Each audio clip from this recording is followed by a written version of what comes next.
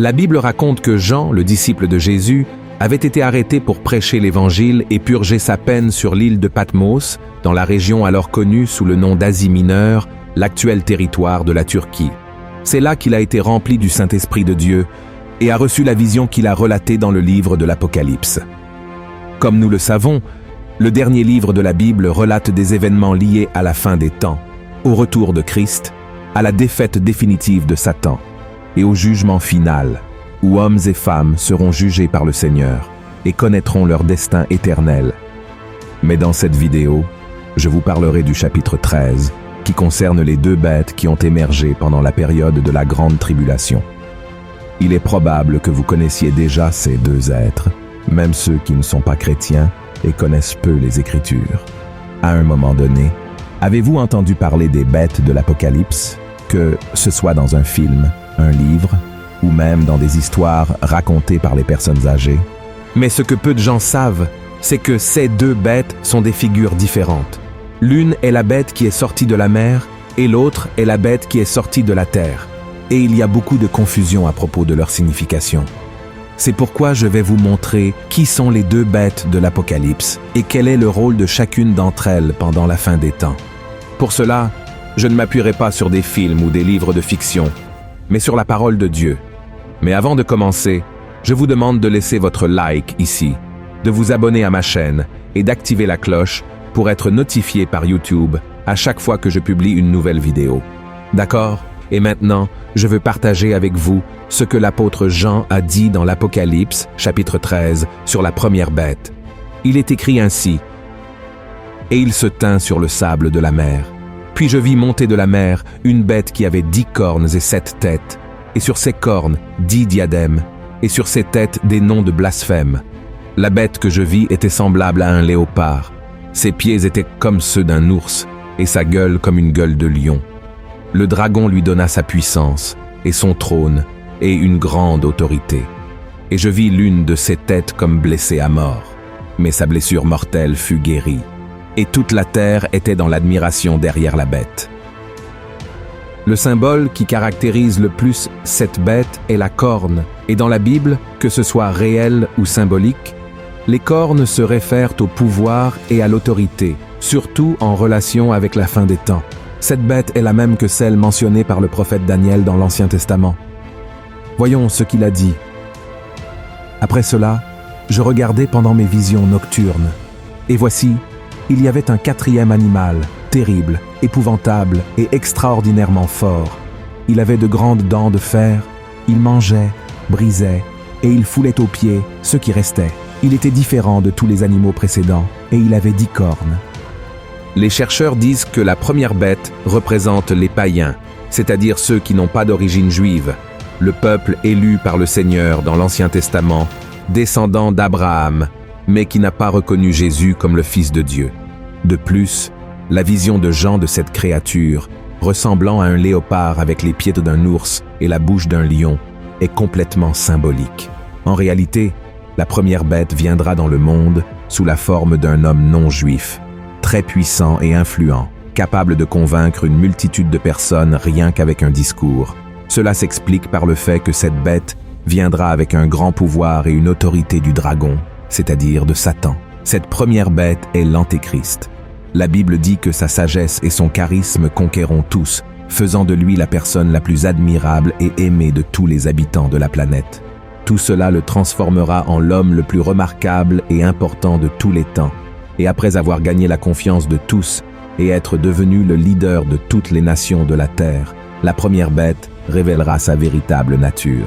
Et toute l'euphorie devant cet être si puissant se transformera en douleur et affliction. Il blasphémera contre le nom de Dieu, persécutera et tuera ses saints. En fin de compte, comme toutes les œuvres de Satan, le bonheur se transformera en pleurs. Et juste après, à partir du verset 11 du chapitre 13, l'apôtre Jean commence à raconter au sujet de la deuxième bête. Suivons ensemble comment a été sa vision. « Puis je vis monter de la terre une autre bête, qui avait 2 cornes semblables à celles d'un agneau, et qui parlait comme un dragon. Elle exerçait toute l'autorité de la première bête en sa présence, et elle faisait que la terre et ses habitants adoraient la première bête, dont la blessure mortelle avait été guérie. Elle opérait de grands prodiges, même jusqu'à faire descendre du feu du ciel sur la terre, à la vue des hommes. Observez que la deuxième bête aura également une grande autorité et accomplira des miracles au nom de la première bête, tout comme l'Antéchrist. Cette figure viendra également sous la forme d'un homme, et la Bible l'appelle le faux prophète. Cependant, il y a une différence entre elles. La deuxième bête émergera du sein du peuple d'Israël et sera probablement un grand leader religieux qui trompera beaucoup de ses propres compatriotes, amenant les foules à idolâtrer la première bête. De plus, elle accomplira également des exploits étonnants, comme ressusciter les morts et faire parler une image. Une autre action que la deuxième bête entreprendra est d'obliger tout le monde à recevoir une marque sur la main droite ou sur le front. Cette marque, représentée par le nombre 666, sera nécessaire pour que les gens puissent acheter ou vendre, et sans elle, ils ne pourront pas effectuer de transactions commerciales. Cependant, le règne de ces deux bêtes ne durera pas éternellement. Dans le chapitre 19 de l'Apocalypse, l'apôtre Jean raconte que Jésus reviendra dans la gloire et la puissance pour livrer une guerre contre le malin et enverra ces deux figures en enfer. Voyons ce qui est écrit. « Et je vis la bête et les rois de la terre, et leurs armées rassemblées pour faire la guerre à celui qui était assis sur le cheval et à son armée. Et la bête fut prise, et avec elle le faux prophète, qui avait fait devant elle les prodiges, par lesquels il avait séduit ceux qui avaient pris la marque de la bête et adoré son image.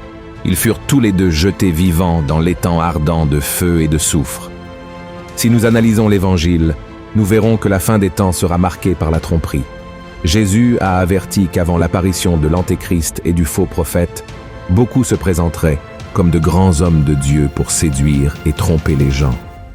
C'est pourquoi Christ a dit « Jésus leur répondit, « Prenez garde que personne ne vous séduise, car plusieurs viendront sous mon nom, disant « C'est moi qui suis le Christ », et ils séduiront beaucoup de gens. » Jésus a clairement indiqué que ces faux prophètes accompliront également de grands signes et des merveilles, et beaucoup de ceux qui se prétendent religieux et craignant Dieu finiront par être trompés par eux pendant les derniers jours.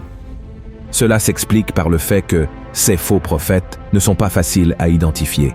Ils n'apparaissent pas avec des cornes sur le front, mais comme Jésus, accomplissant des merveilles, des miracles et montrant de l'amour envers les gens. Cependant, tout cela ne sera qu'un grand piège qui pourrait coûter le salut de nombreuses personnes. Cela montre que tant les faux Christ que les deux bêtes décrites dans l'Apocalypse sont sous le règne de Satan, qui est le roi de la tromperie. Leur objectif à la fin des temps sera de contrecarrer les plans de Dieu, mais ils n'y réussiront jamais.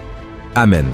Par conséquent, chers frères et sœurs, si vous connaissez la parole de Dieu et avez les yeux fixés sur Jésus, il n'y a aucune raison d'avoir peur, car Jésus prendra soin de vous et vous protégera.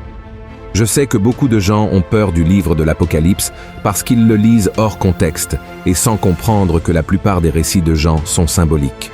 Autrement dit, il n'y aura pas de monstres à plusieurs têtes et cornes crachant du feu partout dans le monde, mais des figures humaines qui ont reçu des pouvoirs du diable pour dominer le monde et faire le mal à l'humanité.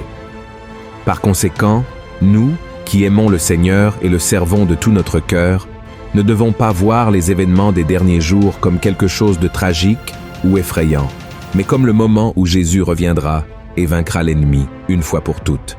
Ensuite, tous ceux d'entre nous qui sont avec le Christ vivront des jours de paix et de joie pour toujours. Amen. C'est la plus grande promesse que nous pouvons recevoir. Alors souviens-toi, mon frère, Jésus ne perd jamais. Dans le dernier chapitre de l'Apocalypse, il règne victorieux et nous pouvons nous réjouir dans la victoire du Seigneur. Alléluia! Si ce message t'a plu, partage-le avec tes amis et ta famille et abonne-toi à ma chaîne. Que Dieu te bénisse.